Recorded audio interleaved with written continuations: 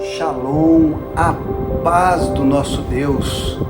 Frutificai Oficial começa com mais uma exposição bíblica para você e nesse estudo eu quero falar sobre o tema muito importante, o pedido de Elias. Nosso texto base se encontra em 1 Reis, no seu capítulo 19 e no seu verso 4. Nós vamos falar hoje de um profeta muito conhecido do Antigo Testamento, no qual ele teve grandes feitos. Esse pedido, ele se faz muito importante exatamente porque não foi um pedido qualquer. Ele falou com Deus e fez um pedido e teve um porquê. E nós iremos analisar. Mas para que isso aconteça, nós temos que fazer uma construção desde o início do ministério de Elias, desde da sua aparição diante do rei Acabe, até o momento em que ele faz a pergunta ao Senhor. Para isso, nós primeiro iremos ler o texto base da nossa exposição bíblica. Mas antes de mais nada, eu não posso deixar de pedir a você, que pela primeira vez tem acompanhado aqui a nosso Frutificai Oficial, eu peço que você se inscreva nesse canal, comente também sobre o estudo e também venha compartilhar com seus amigos, vizinhos, aquela pessoa que gosta da palavra de Deus. Não deixe de compartilhar, não deixe de abençoar lares e semear a palavra de Deus. E isso também ajuda o Frutificai Oficial a ser assim, cada vez mais notório dentro do YouTube, Facebook e em outras plataformas, tá? Deus abençoe a tua vida. A palavra diz então: porém foi ao deserto caminho de um dia, e foi sentar-se debaixo de um zimbro, e pediu para si a morte, e disse: já basta, ó Senhor, toma agora a minha vida, pois não sou melhor do que meus pais. Esse é o Frutificai Oficial, começando agora.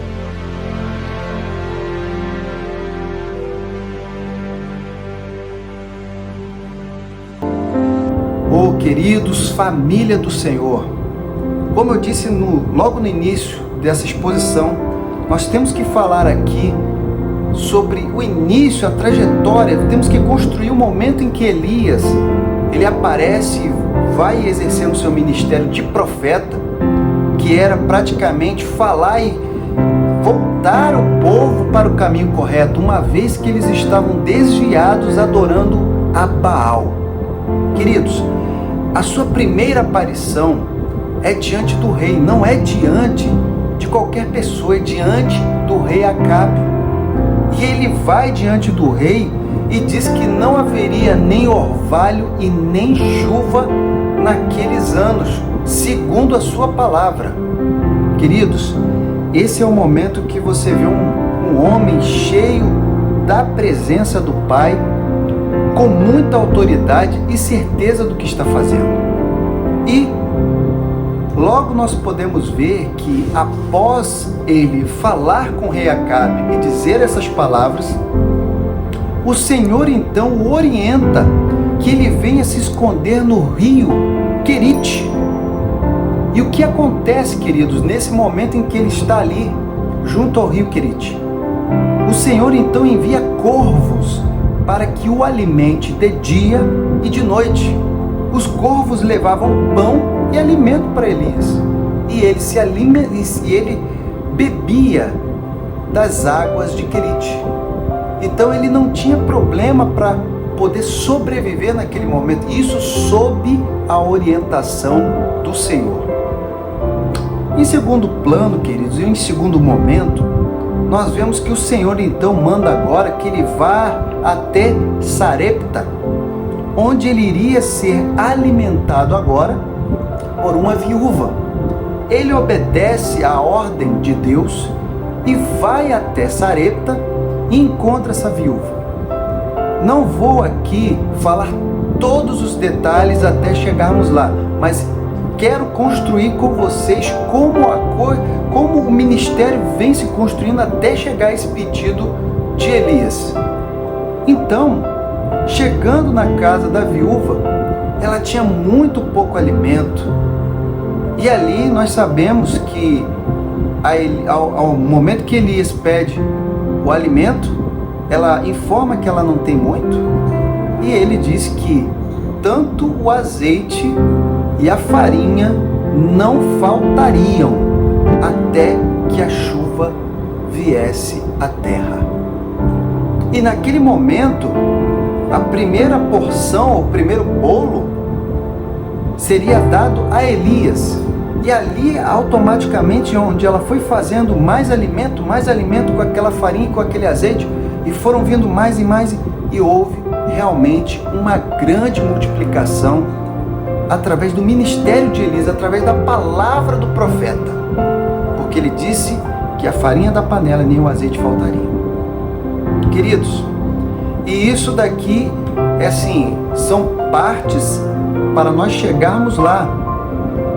Então nós podemos ver também que ainda no contexto em que o profeta Elias está ainda com a viúva de Sarepta, o filho dela, que também ali residia, ele vem posteriormente a passar mal e vem a óbito. Bom, amados, então nós, assim, falando resumidamente, a viúva fala o que aconteceu, será que o pecado veio, sobre mim? No entanto, Elias então clama ao Senhor, e ao clamar ao Senhor, o filho daquela viúva então revive. Meus queridos, veja a construção que eu estou fazendo. Isso vai ser muito importante você entender, você não deixar nenhum detalhe da exposição, para que no momento que nós falarmos sobre o pedido seja melhor entendido. Então, chega agora nesse momento, já é o 3º ano desde que ele se apresentou diante de Acabe. Então o Senhor orienta a Elias que ele deveria se reapresentar ao rei Acabe. No entanto, ele vai, e desse modo então, ele vai pegar o seu caminho e vai retornar para se apresentar conforme a orientação do Senhor. E aí, resumindo, Obadias, que era um servo temente ao Senhor, foi mandado por Acabe para ir e buscar um alimento para os animais, porque a sequidão estava muito grande. E ele acaba cruzando o caminho do profeta Elias, e ele reconhece, pelo que, assim que o profeta Elias sabe quem era Obadias, ele fala: vá até Acabe e diz que Elias está aqui. Então Obadias fica perturbado no momento, porque ele sabia o que tinha acontecido. No momento em que houve toda aquela profecia, Jezabel manda matar todos os profetas do Senhor, e aí, dizimando a todos ali, Obadias então informa ao profeta Elias: você não está sabendo, você ainda não tem as últimas notícias do que tem acontecido. Todos os profetas do Senhor, eles foram dizimados pela Jezabel, mas eu salvei ainda 100, dando-lhes pão e dando-lhes água e o alimento, e eu os ocultei, os salvei. E agora você me pede para ir diante da presença do Acabe e dizer que você está voltando, você está aqui? Ele me matará e ele te matará também. Queridos, veja que diante da informação e da orientação do Senhor, Elias não teme. Elias, depois ele vem com um contra-argumento com Obadias, ele conversa com Obadias, ele convence Obadias e fala: não pode ir. Vou falar da nossa forma, da forma mais entendível. Era como se ele dissesse: vá até Acabe, sem medo, e possa lhe dizer e transmitir: Elias está aqui. Pode dizer isso a ele. Pelo que então Elias é então anunciado que ele retornou e vai se reapresentar diante do rei Acabe. Amados, aí agora que vem o pedido mais ousado. Além de ele ter chegado diante do rei e ter dito que não haveria nem orvalho e nem chuva durante aqueles anos, e isso estava em vigor naquele momento, agora Elias chega diante de Acabe e fala: olha, eu gostaria que vocês separassem 450 profetas de Baal e 450 profetas de Azerá, e todos estes que comem à mesa de Jezabel, e que venham me encontrar no Monte Carmelo. E, resumindo, eles deveriam fazer um sacrifício e deveriam clamar ao seu Deus, e assim faria também Elias, e o Deus que respondesse com fogo, esse era o Deus que deveria ser adorado. Amados, e os profetas de Baal e de Azerá clamam, pulam e fazem tudo e nada acontece. E eles começam a se flagelar e fazer de tudo e falar mais em voz alta, e Elias tenta então falar: olha, de repente o Deus de vocês não deve estar ouvindo muito bem, ou então ele deve estar ocupado, ele deve estar fazendo alguma coisa importante. E as palavras de Elias mostram uma autoconfiança muito grande, de forma que, passado o tempo do sacrifício dos profetas de Baal, eles não conseguem nada. E esse é o momento em que o profeta Elias, na parte da tarde, onde ele vai e primeiramente ele fala com o povo, trazendo o povo para o caminho certo, dizendo por que eles estavam adorando a um Deus de Baal em vez de adorar o Deus verdadeiro. E não precisamos nem falar algo novo, porque todos já conhecem essa parte, onde ele manda colocar ali o bezerro e tudo mais, e pede que venham a colocar água 3 vezes, de forma que fica cheio d'água ali em volta do sacrifício. E quando ele faz a sua oração, o seu pedido a Deus, o Deus de Abraão, de Isaac e de Jacó, uma oração simples, uma oração sem retórica, uma oração sem nenhuma palavra rebuscada, nenhuma palavra difícil, uma oração simples, vinda de um coração de um profeta, que queria ali diante de todos, pedir que o Senhor confirmasse o seu ministério, de que era o Deus que falava com ele, e que era o Deus daquele povo. E a Bíblia nos informa que o Senhor respondeu com fogo, e não somente queimou todo o sacrifício, como também ele veio lambendo toda aquela água que foi colocada. Automaticamente o povo então se prostra, dizendo que só o Senhor é Deus. Queridos, sem perda de tempo, Elias e os demais ali então dizimam todos os profetas de Baal e de Azerá, todos aqueles que comiam à mesa de Jezabel. E essa informação é importante, porque nós iremos agora exatamente para o verso 3, que vem dando sequência, porque Jezabel, ao saber Acabe, ele vai informar tudo que Elias fez a Jezabel. Nesse momento, Jezabel, ela então diz da seguinte maneira: assim me façam os deuses um outro tanto, se de certo amanhã, a estas horas, não puser a tua vida como a de um deles. E isso, queridos, é um mensageiro que está ali em nome de Jezabel, indo falar com o profeta Elias. Já no verso 4, nós podemos ver, me desculpem, retificando no verso 3 ainda, do capítulo 19, diz que, e vendo ele, se levantou e para escapar com vida se foi. E chegando a Berseba, que é Judá, deixou ali seu servo.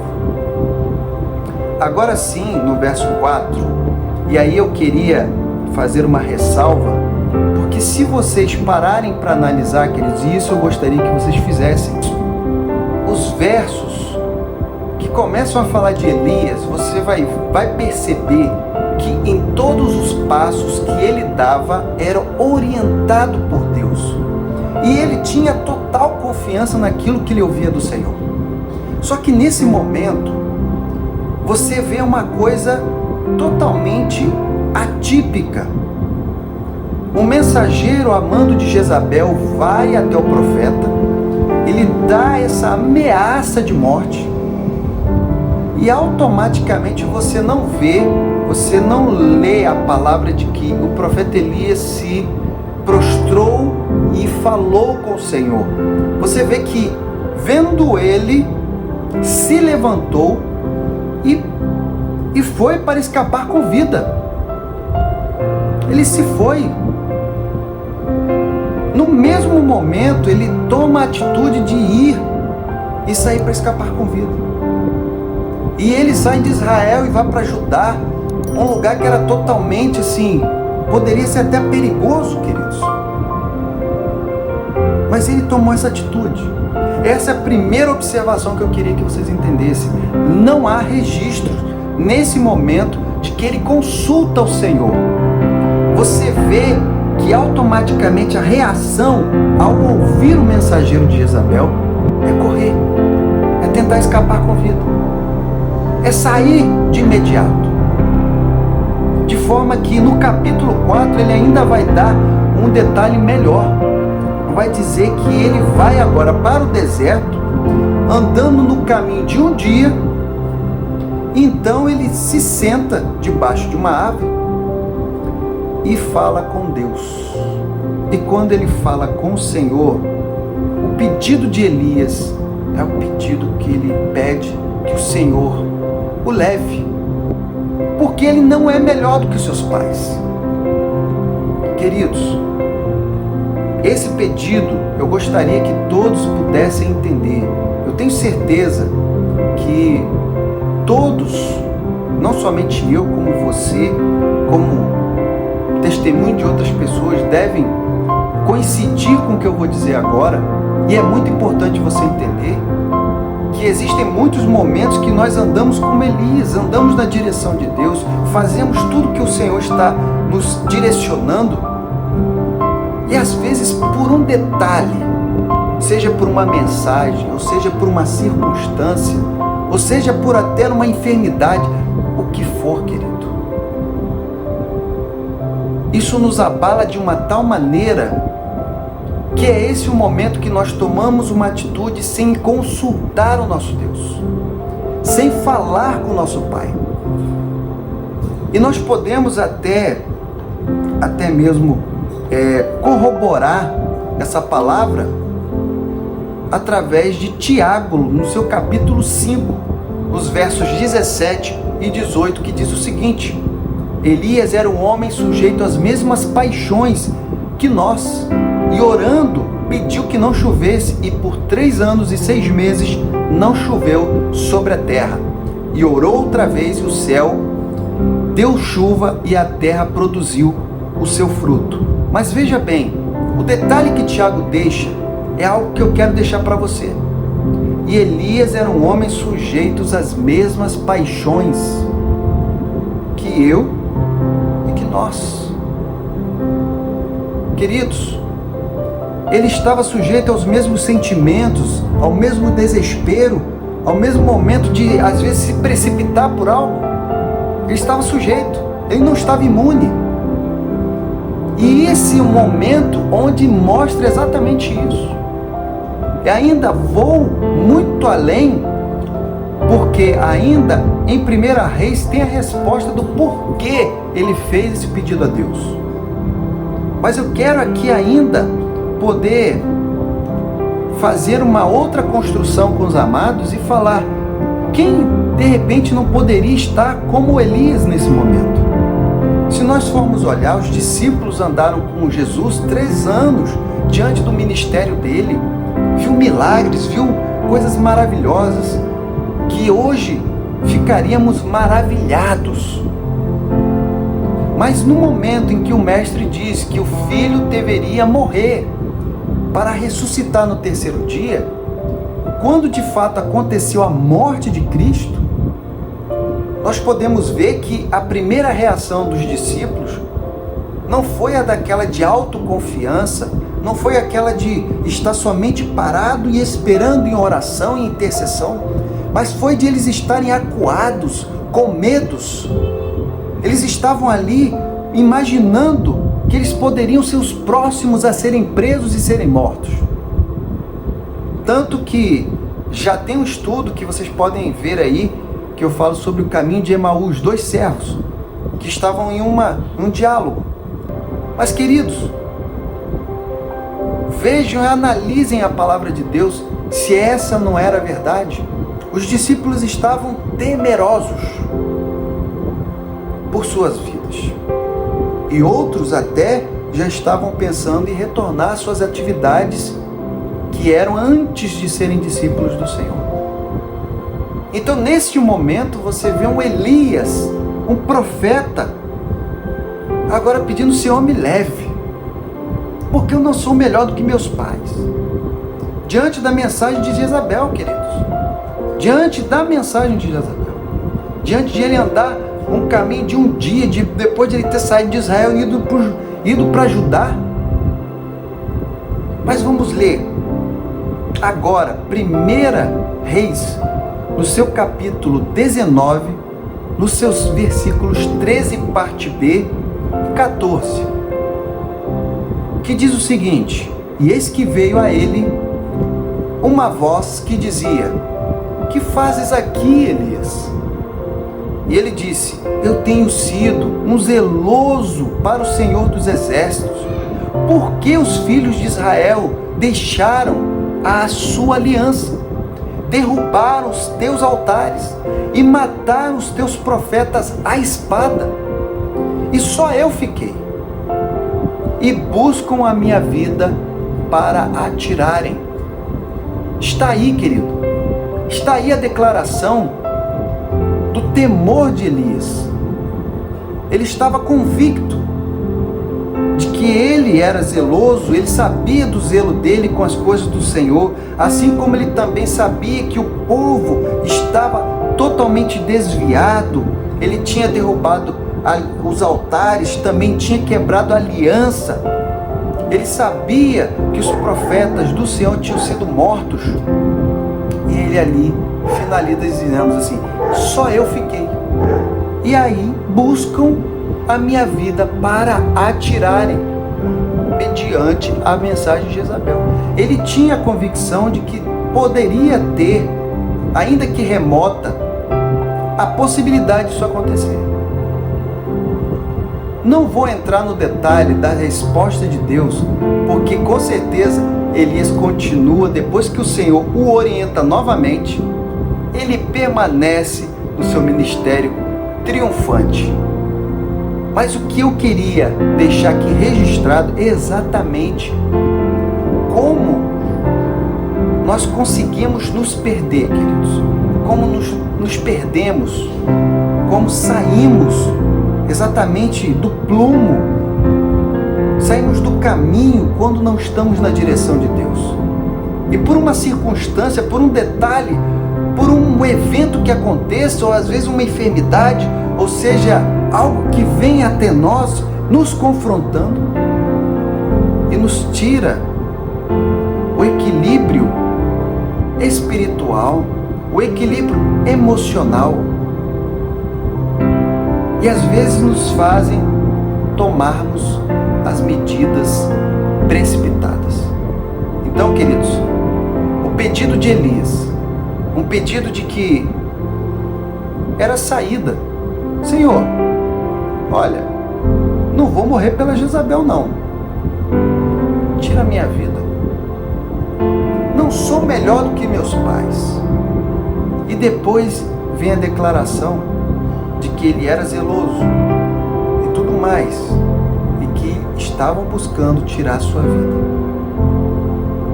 Eu queria terminar dizendo que, com certeza, querido, se você está se identificando com essa exposição, onde você já passou por muitas e muitas lutas e todas elas vencidas com a mão do Todo-Poderoso, o Eterno contigo, e de repente nesse momento veio um evento posterior que lhe tirou o equilíbrio, lhe tirou a certeza e fez com que você ficasse abalado, levanta os olhos para o Eterno, fale com Ele, ouça o que Ele tem a lhe dizer. Não temas, não temas, porque com certeza o Deus Todo-Poderoso está contigo e continuará todos os dias enquanto estiveres na posição de servo e filho do Senhor. Que o Deus de Israel possa estar abençoando a tua vida, teu ministério e tua família. Em nome de Jesus, um pedido humilde de um servo, que você compartilhe essa exposição bíblica para abençoar vidas, que você fale para pessoas, para que elas possam ver mais da palavra, mais do que o Senhor tem a fazer e faz. Se inscreva, fale para pessoas e esteja conosco, porque Frutificai Oficial vem para abençoar vidas, e vidas que necessitam da palavra. Que Deus abençoe a tua vida, em nome do Eterno Todo-Poderoso. Baruch Hashem, a paz.